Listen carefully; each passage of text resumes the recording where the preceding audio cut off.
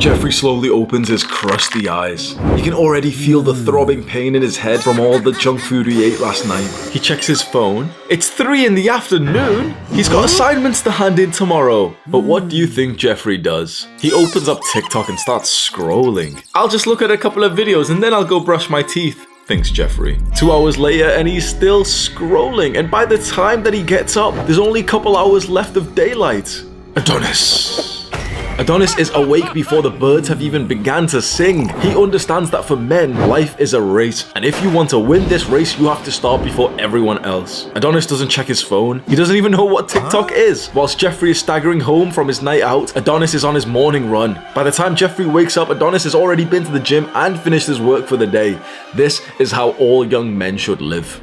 Myself and a lot of other guys my age, so I'm 25 years old, are so grateful that we've never actually used TikTok properly. But this video is for those younger men who may have a TikTok addiction. And this seems like a little wishy-washy video, just talking, TikTok's a bad app. But as we get further and further into our understanding of what TikTok actually is and how it truly ruins your life, you start to realize that this is a lot more serious than we think it is. Because on the surface, TikTok seems like a harmless app. It's just, social media. It's just a bit of fun. You can see videos of people like dancing or doing some goofy pranks. Yeah, it's okay, isn't it? But the issue is that TikTok has been meticulously designed to addict you, to siphon away the most important thing that they can take away from you, which is your attention. You open the app harmlessly, just a quick 2 minutes of fun, you start scrolling. The videos are only 15 seconds long, so you surely can't spend too much time on here, right? And then hours pass by, and did you know that the average TikTok user is on TikTok 5 times more than the average YouTube user uses YouTube? 5 times more. YouTube's been around for more than a decade, and it's amassed about 2 billion users. TikTok's been around for about 2 years, and it's got about half that of YouTube, and it's growing much faster. There's a key to TikTok's ability to hook your attention and just take away hours per day, and it's through the use of unpredictable rewards. Now, you've probably heard about people talking about dopamine recently, haven't you? Like dopamine detox, and Andrew Huberman is like a scientist who talks about dopamine a lot. More and more people are talking about dopamine, and I'm not like some scientist, so I'll just give you a very simple explanation. Essentially, dopamine is kind of like motivation. It's not so much the enjoyment of something, it's more so a pleasurable feeling when you're about to get that thing, when you're on pursuit of that thing. Does that make sense? So you don't actually get that much dopamine when you eat the junk food. You get dopamine when you know you're gonna eat the junk food 5 minutes from now. Dopamine's all about the motivation to go and do the thing. And this is how TikTok absolutely hooks, addicts, manipulates your dopamine receptors, because it's not about you just seeing the best kind of video. It's about the search for the best video. It's about the search for the next video that makes you breathe from your nose.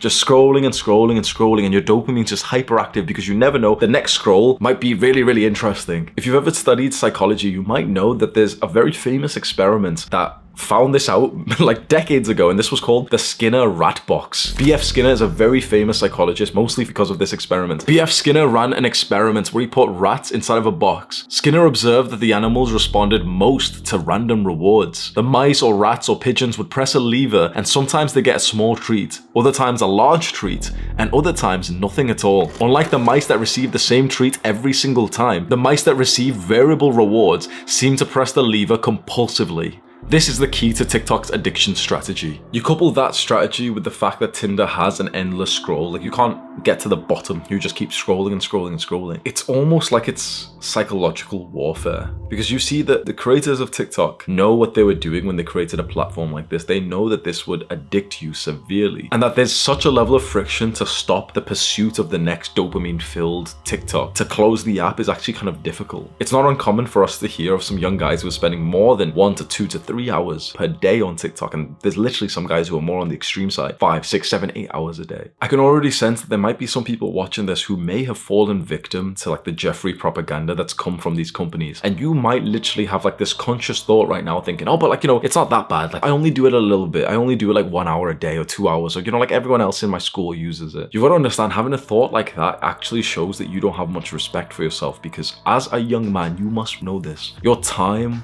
your attention, your ability to do work is worth so much. If you expect to become successful in the future, which I just want you to ask yourself right now, you might have never actually asked yourself this question. So ask yourself totally with honesty, do I expect to become successful in the future? More than just average, more than just making £30,000 or dollars per year, which is like average in these countries. Do I expect to become very successful, make 70K, 100K, 200K per year? Because if the answer is yes, the way that you will achieve that goal of becoming very successful is by valuing your time and putting your time into the things that would actually get you to that level of success, isn't it? Because success is literally all just, have you put in your time into the right things? Have you been learning? Have you been implementing? Have you been trying businesses? Have you been experiencing failure and rejection so that you can grow more? Or have you just been staying in a state of comfort, lying down sideways, just getting more dopamine? Now, everything we've discussed in this video is just basic. It's kind of like common sense now. A bunch of people have understood TikTok's, algorithms are really strong, and, there's artificial intelligence, and there's data tracking, and, there's the dopamine and stuff. Most people know this, don't we? It gets kind of deeper when you really research TikTok even more. That's when the hairs on your arm start to stand up,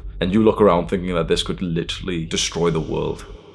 And I'm not over exaggerating when I say that. You see, TikTok is created by a Chinese company called ByteDance. And ByteDance is actually partnered with the CCP, like the Chinese government. In their agreements, which you can literally read in the terms of service, they are legally obligated to send user data to the CCP, which essentially means that the Chinese government has your data. They know what you're addicted to. And that might not seem too bad, right? Oh yeah, what do they want with data? Look, it's very interesting because we're quite young, and you've probably heard more and more over the last few years about data, haven't you? And you probably thought, why do people take that so seriously? Oh, data. we go onto a new website and it says, oh, you're data tracking cookies, and we just press accept. It doesn't make a difference, right? When you're quite young and almost oblivious to this, you don't really think anything about your data. You don't really think your data is worth much. Up until you realize that that's just because we've lived a very comfortable, sheltered life here in the West, or, in some more developed countries like India, Pakistan, and everything. Because you see, in some parts of the world, in particularly China, your data is used to totally control you. So here in the West, our data is used to track our shopping so they can sell us more stuff. Yeah, fair enough. Okay, who cares? Oh yeah, we'll be shown more adverts. Okay, fine, who cares? It's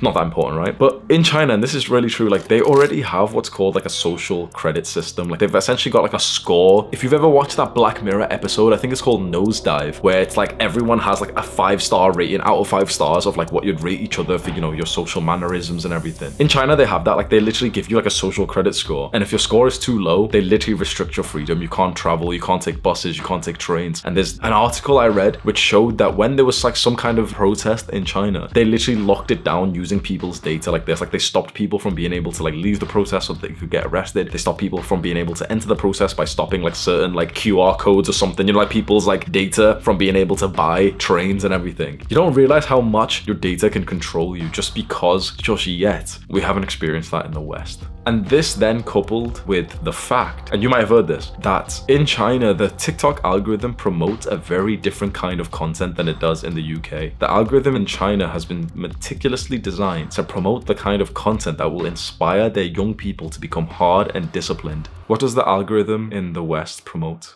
Degeneracy. In their version of TikTok, if you're under 14 years old, they show you science experiments you can do at home, museum exhibits, patriotism videos, and educational videos. Now, they don't ship that version of TikTok to the rest of the world. It's almost like they recognize that technology is influencing kids' development, and they make their domestic version a spinach version of TikTok, while they ship the opium version to the rest of the world. How is this linked? What does this all mean? So TikTok in the West promotes degeneracy, and you've known this, right? You've seen these little TikTok girls shaking ass and all this. Sometimes you see real fucking porn, you see some actual nudity on TikTok in the West and everything. Little 13-year-old boys are seeing this stuff. This was actually an interesting article. If a 13-year-old boy typed OnlyFans in TikTok, some shit like that, if he typed it or searched it or whatever, he would be then shown a bunch of OnlyFans. Of course, do you know what I mean? If you search OnlyFans, or if you show an interest in the OnlyFans and the data picks up, no matter if it even knows that your account is owned by a 13-year-old, it will start to show you literal OnlyFans models that are trying to tell you to subscribe to their fucking OnlyFans list. Do you understand the severity of this? Because many people won't at this point. This just seems, oh, well, they're just making people here degenerates, addicted to sex and, shaking ass or whatever in China, making them productive. It doesn't seem that bad, right?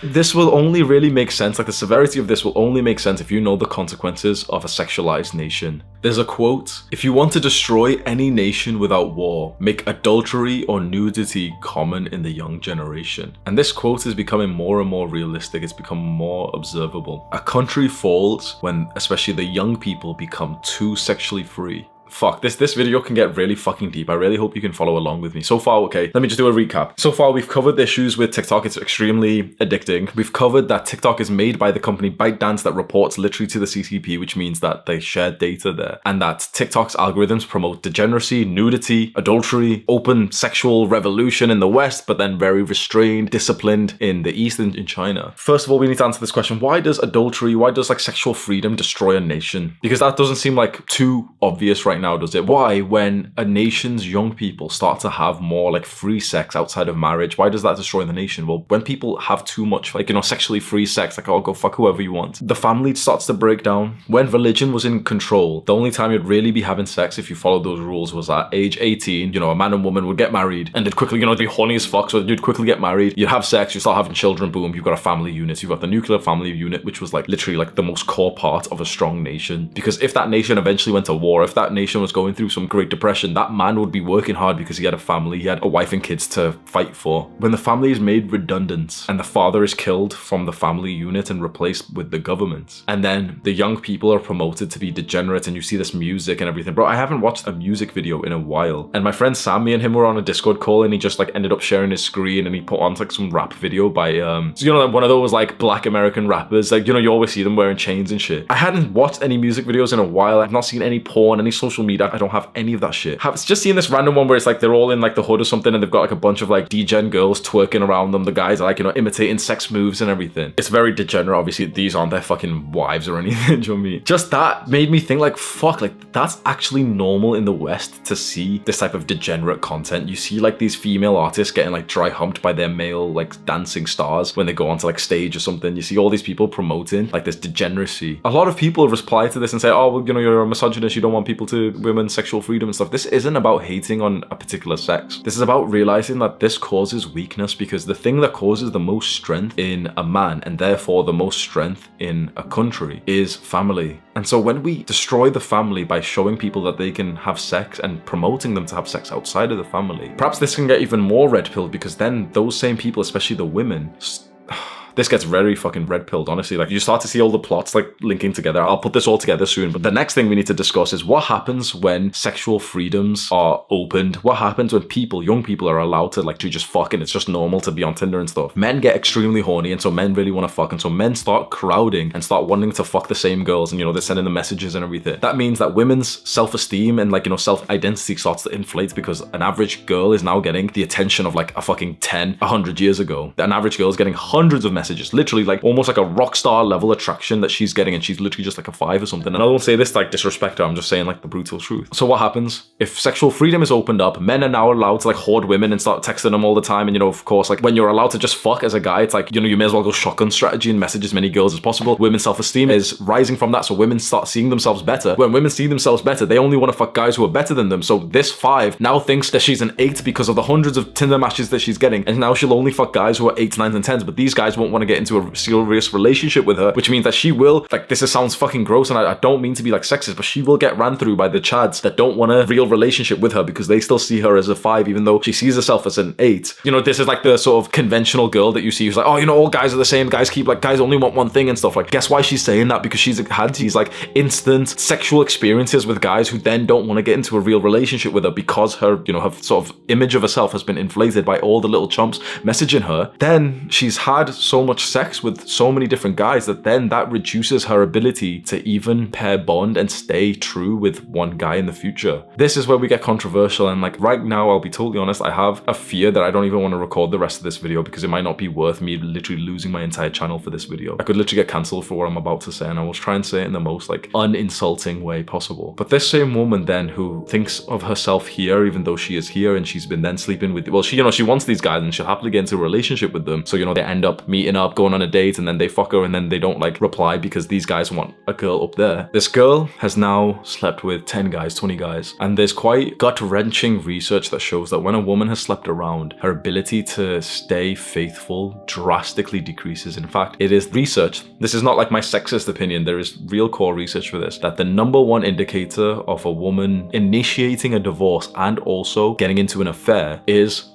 her premarital sex history. The number one indicator that she will divorce you or cheat on you is simply just how many guys she has slept with before you. What's interesting is that it is not about the number of times that she has had sex. So a woman could have sex with her boyfriend 10,000 times, and that would actually like affect her less than if she had 10 hookups just one time each. So with the promotion of degeneracy, women essentially become corrupted, and that largely destroys their ability to be able to like stay faithful with the guy that they eventually want to really get with. And this is the dynamic you see of like a bunch of like, you know, younger girls who have been really pushed to be like so sexually free when they're 16 and 17, 18, having sex since they were like 13 years old, going to parties and 18, 19, 20, you know, just enjoying themselves. Girls just want to have fun and stuff, double digit body counts. And you know, guys aren't like free from the responsibilities of this as well. I'll discuss guys, but I just want to talk about what happens to girls. She gets to 22, 23, 24, she wants to start taking things a bit more seriously. She's like with 15 guys, 20 guys, she's, you know, had a couple of relationships here and there. And eventually when she's 29 years old, 30 years old, 31, you know, she's had like 10 years working and everything, and now she really wants to get married. She's got pressure from her parents to have kids and everything. Then she meets a chump like you, and you're a real man who'll take care of her, who doesn't just want her for sex like all those fuckboys did. Yeah, all those assholes did. They just used. Then she meets a real man like you. A real man. A man who doesn't really care about her sexual history because he's so secure in himself. So she eventually meets the guy who's like the sweetheart that she's always wanted. And, you know, she falls in love. Yeah, he's amazing. And, you know, he's so happy. Yeah, I've met my princess. And, you know, her past, oh, it's okay. And then her ability to actually stay faithful with this guy is just fucking, like, you know, the data shows that it's lowered. But if we think about it in like an individual case, what a realistic scenario might be is that, you know, 6 months they've been together, 1 year, they've got a child, 2 years, 3 years, they've got 2 children. And, you know, years have went by, bro, years. And she's had children and everything. Now she's focused on the children. She's maybe in work and stuff. And she reminisces of like the Chad from 10 years ago who like, you know, used to pound the fuck out of her. And she ends up like, you know, just like being a little bit free on a voice call with one of her girlfriends, and they're just talking, and, you know, they just like subtly keep their voice down. Like, oh yeah, do you remember Chad? Like, he just came back into the city today. And she's like, oh my God, you know, his dick was so big and everything. And he slept with me so, like, it was so fucking good. I can't believe like that one time him and his friends did, you know, and then imagine her husband's like listening in from the door. I know this seems like weird as fuck, like misogynist, but like, bro, this is real stuff that happens. For guys, it's a very interesting case of how TikTok, well, not just TikTok, but, you know, just the degeneracy leads to this, because guys are then, you know, we've already had this natural impulse inside of us to like fuck a lot. And so when we're then heavily promoted to do so, and it's kind of open to, you're being sold sex more than you realize. Like, you're being castrated. Like all these porn websites, TikTok, social media, you know, like they know that you're so addicted to sex, so that they've just like allowed women to, you know, present themselves in this way, because then they're just hooking your attention and they make more money from you. And so the majority of guys go through life just totally just addicted and just distracted by like the sexual shit they see on screens, by, you know, movies and music videos and porn and everything. And the top 10% of like chads, you know, the top 10% of guys, they're eligible to have sex. And so it's a really weird dynamic where like literally the majority of guys have a porn addiction. They're totally lonely, and yet just a small percentage of men have got literally an astronomical body count, like have slept with so many women that you wouldn't even believe. You know, there's men out there who have quite literally slept with thousands of women, and there's a fair amount of guys who have slept with hundreds of women, and yet there's millions, billions of guys who have never even kissed a girl before. So all of these problems, you know, stem from degeneracy. Degeneracy is promoted by TikTok, and all these problems lead to a weak country. It leads to a country that doesn't have a strong family unit. It leads to a country that has men who don't have children, who don't have wives to work hard for. And so those men just kind of, you know, sleep away into the darkness and just go to work, grudgingly come back and just like jack off. And 10 years from now, it'll be the exact same routine, but they'll come back and exchange 0.1 Ethereum for a cuddle in virtual reality, fucking metaverse. TikTok isn't entirely to blame for this, because degeneracy has started in these Western countries for a while. But how TikTok comes into this equation is very interesting. There is a term called subversion. Subversion is a term for destroying your enemy's culture from the inside. It's like a war tactic. There is literally a war tactic that discusses how to destroy a nation without actually going to war, and it's by degrading their culture and the strength of their men. And there is a war strategist, a very famous Chinese war strategist from like ages ago, hundreds or maybe thousands of years ago, called Sun Tao. And there's a book called The Art of War. And in this Chinese book of like war strategy, it says that one of the greatest war strategies out there is to destroy the enemy country without even fighting a war that they realize that they're fighting. Essentially to like have an invisible war that the enemy country doesn't even realize that they're at war. That strategy has been used to create TikTok. It is literally destroying like the culture, the values of other countries, promoting degeneracy at like a compounding scale, weakening the men there. I heard this, I don't know if this is true, but school kids in China are being given the art of war to study in school. Like that's like compulsory reading. In the UK, we have fucking Biff and Chip. Like we have like these books that we've been reading since like, you know, Biff kicked over the ball into his neighbor's backyard and he's gotta go get it. We've been reading this shit. China's been preparing for war, openly stating that they are going to war. And everyone here is too busy just twerking. The degeneracy of the West is unfounded. You know, you've heard Tate talk about London being like a failed state. And I think a lot of people agree with that. Like, you know, London is like very dangerous and everything. I'm in London right now, by the way. I'm not from here. Like I'm from like up north in Warrington, Manchester. But like this is my first time really coming here. I was about to move here, get an apartment here. And when I heard this stuff like, oh, you know, London's a failed state. It's really dangerous. There's a bunch of like stabbings and stuff here. I was like, oh, you know, it's probably overblown. It's probably in like the broke areas. London's like really big. So it's like, it's in some like broke ass little town close to London or something. I've been here for a month and there's been like 4 quite dangerous like instances that we've experienced. And like me and my girl, like, we're not like that social. Like obviously we're like, you know, nice people and stuff, but like we've not been out partying. We've not been out every single day. I literally just wake up and just work all day and we go to the gym. That's like the only time that we're outside of the house. Literally just yesterday, we just witnessed that guy getting robbed. Like we were here, we're in the bedroom right now of this apartment we're staying in. We hear like screaming outside. We look out this window right fucking here. We look out and quite literally, bro, 50 meters away, there's a Deliveroo driver getting robbed by 2 guys. They're literally punching him. They're looking through like the box, you know, like the mopeds, like the scooter guys who will come and deliver your food and stuff. They've got like a little box where the food is kept. They're like going through that whilst like beating the shit out of the Deliveroo driver. I've called the police and everything. And I'm just watching it thinking like, bro, those guys are literally robbing this guy for like £20 worth of fucking food. It shook me up. I called Sam and everything. We just kind of like laugh. Yeah, London's failed and everything. And maybe this wasn't a good idea, but after doing that, bro, I went onto like Google and everything and just started, I was like, you know what? I actually need to be a little bit more anxious because this shit's real and I've been like too sheltered. So I actually did what Tate recommended. I went onto Google. I don't recommend it. I don't think you should do this, but like if you're interested and you're morbidly interested and maybe if you're over 18, I went onto Google and I just searched London stabbing and I actually read like in detail some of the articles. And then I'm not going to tell you where just in cases, but like I searched for the specific area that I'm in and searched stabbing and started to like, you know, see the articles of people being stabbed near here and where it would say which street they were stabbed in. You know, a news article will say like, oh, he was killed in this street. I'd copy and paste that street into Google Maps, bro, and it fucking shook me up because they were literally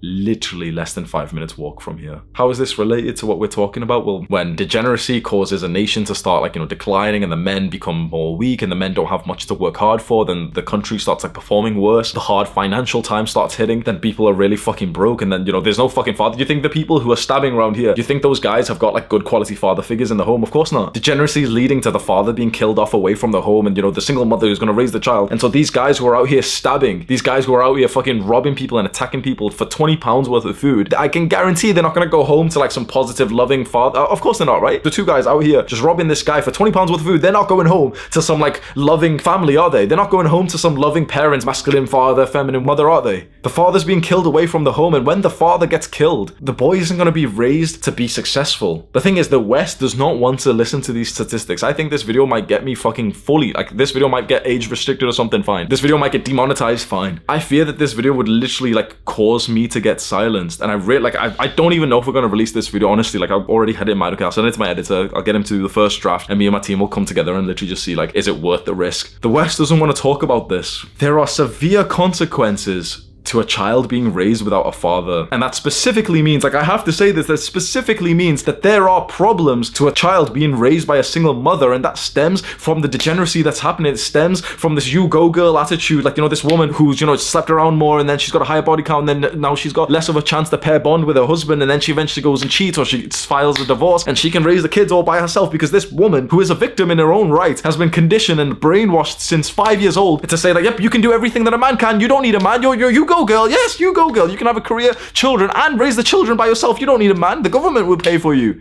Men are being escorted out of their families, and this is what the result is. What you hear about in London, these London stabbings of like these fucking fucked up young men who are going around with knives, with machetes, with fucking swords and literally killing innocent people, that's happening because of only 2 things. It's happening because the father has been taken away from the home, and the father's been taken away because of degeneracy, because of TikTok, and also it's happening because of poor mental health, which again has been caused by TikTok. And TikTok again is not just the entire problem in porn websites, other social medias. I told you that this would get a lot deeper than just oh, it's, you know, it's a social media website and that's not good for us. Maybe you're watching this right now and you think I'm absolutely crazy, or maybe you're watching this with so much fucking interest because it's clicking in your brain. You're thinking like, fuck, now the pieces have been put together.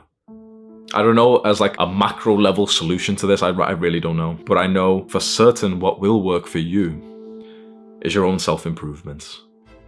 It's your own journey of delaying gratification, of improving your mental health, of going to the gym and becoming a strong man because you will be needed soon. Now is the best time of your entire life to become a strong man and to start making money. And just in cases you need to like leave your country, if you're in the West, if you're in UK or US, just in cases you need to fly out and like take your family to like some other country or something, like, bro, I don't know what's gonna happen. But when I researched TikTok as I did for this video, I'm scared. I'm literally not saying this to like, you know, invoke your emotion and hopefully get more engagement in this video, bro. This is something that's like literally kept me paranoid for like the last 2 weeks. And I know for a fact some people are going to reply to this video like, oh yeah, he's just paranoid. Oh, he's so anxious and stuff, bro. Like, if you're not paranoid, I think that's weird. I don't think I'm the weird one for being paranoid when we've been presented with this data. I think the people who aren't paranoid, who are just still with the same mindset, like, oh, you know, it'll be okay. Like, just because we've never experienced like a first-hand war in our lives, you know, if you've lived in the UK or something, it doesn't mean that one can't happen. There's countries right now who have literally like been invaded. They weren't expecting a war like 1 year ago. Everything just seemed kind of normal. Things can change. And if it helps my argument at all, every rich guy that I have in my contact list is preparing for war. Like, they're preparing, stacking up more money. We're all literally speaking about like, okay, what's the plan of action right now? Every rich guy, bro, every single guy that I know who's in my contact list who's worth more than 1 million, every single one of them is slightly paranoid. Every single one. And in fact, you can even go see like their social media pages, their YouTube channels and everything. And they've literally been like subtly mentioning shit like this for like the last 2 years. And I only just picked up now. What's so interesting is that all of like the broker guys, all like, you know, the broke random guys out there who, you know, just so ignorant to all this stuff. They're the kind of guys who are saying, oh, well, just chill, bro. What were you? Oh, come on, come to the pub. Come play some video games, bro. Distracting themselves. That's a lot to take in, so I don't know what else to say to you, bro. Watch this video right now. Do the hard work, especially when you don't feel like it. Mwah.